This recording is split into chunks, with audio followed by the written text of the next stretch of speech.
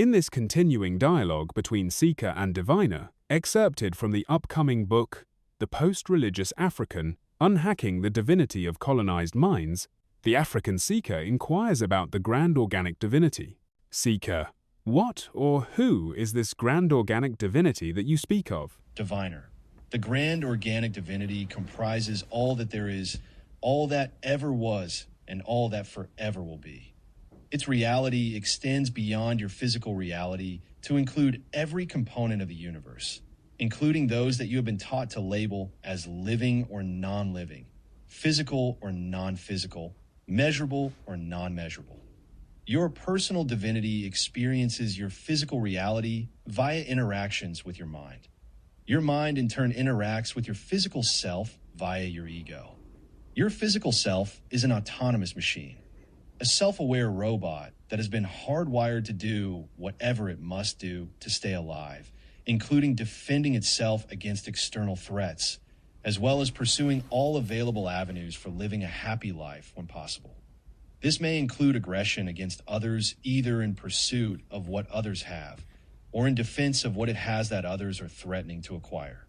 As a two-dimensional geometric illustration, think of your divinity, mind, ego, and body as a system of 4 concentric circles as depicted on the following schematic.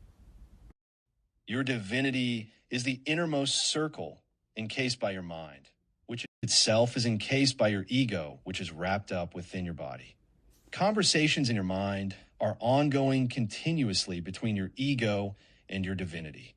However, the signal intensity from your ego to your mind is orders of magnitude stronger than that from your divinity to your mind.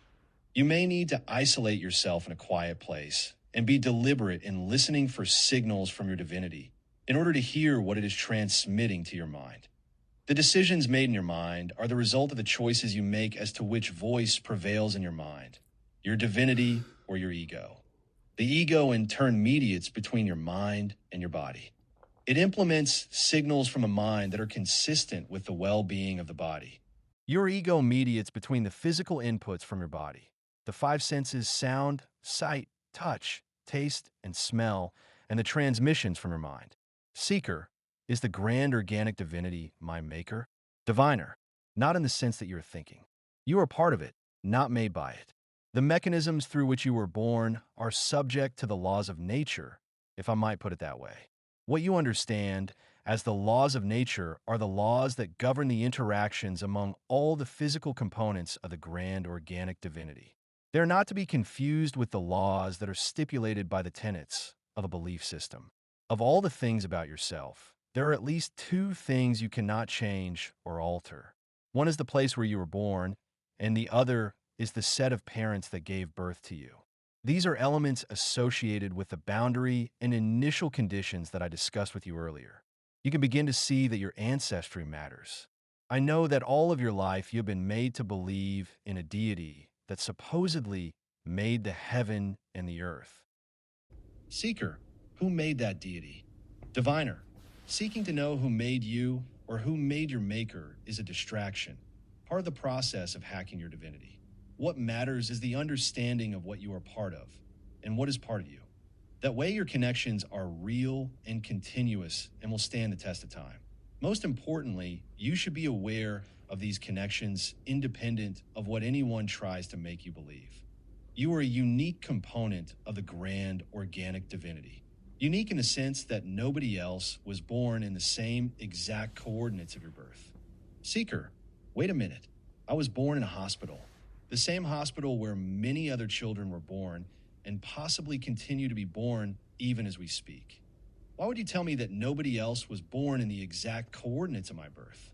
Diviner: the coordinates that I speak of are with respect to the system of axes fixed in the reference frame of the Grand Organic Divinity.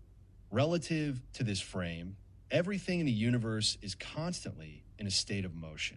The earth on which you were born is not only spinning about its axis, it is also moving in an orbit around the sun.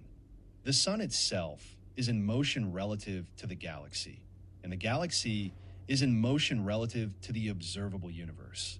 At any infinitesimal moment after you were born, your place of birth has shifted considerably. Even if you have a twin sibling that was born of the same mother at the same hospital, in the same maternity ward, and on the same bed, the span of time that elapses between each of your birth is enough to shift your place of birth from each other considerably. So yes, I repeat, nobody else was born in the exact coordinates of your birth. Seeker, King Sunny Ade, a famous musician from Nigeria, sang as follows.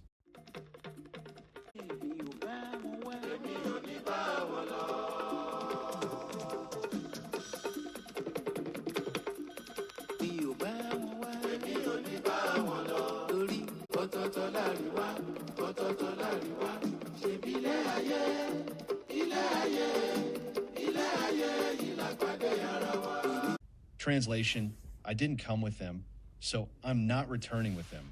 We all came separately. We only met in this life. This must be what he meant. How does that make me a unique component of the Grand Organic Divinity? Diviner. The moment of your birth is the initiation of a process within the Grand Organic Divinity. It is the moment at which a part of it is assigned a physical form, now subject to the physical laws of the universe. Whatever configuration existed in the universe at the moment of your birth can be considered the initial conditions of your physical existence. That in of itself makes you unique. The preceding has been an excerpt from the upcoming book, The Post-Religious African, Unhacking the Divinity of Colonized Minds. Please like, subscribe, and share this as widely as possible to encourage the author to release more excerpts ahead of the release of the print and ebook editions of the book. You may also communicate directly with the author at thepostreligious@gmail.com.